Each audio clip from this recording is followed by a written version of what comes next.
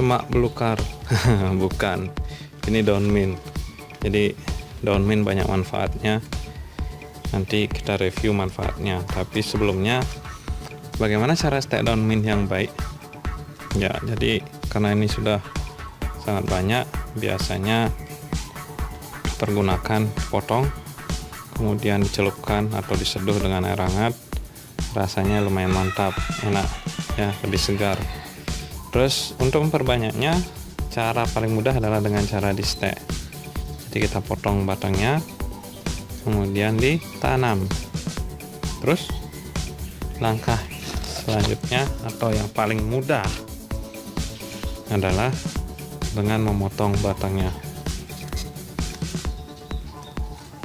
Nah, setelah itu celupkan saja, taruh, kemudian kita pilih yang sudah agak tua, tapi biasanya yang seperti ini mau tumbuh. Kita coba aja, letakkan, ingat di tempat yang ada airnya, dan kita potong. Kita masukkan lagi, kita potong,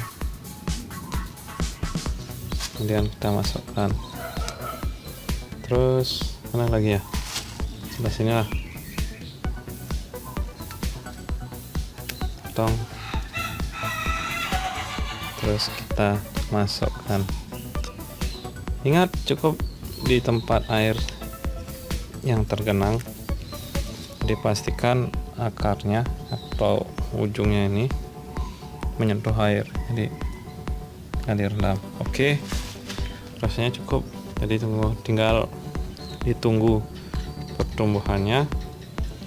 Perlu rock wool, busa, atau malah sekam, boleh saja. Mau pakai sekam, mau pakai busa, mau pakai rock wool, silahkan.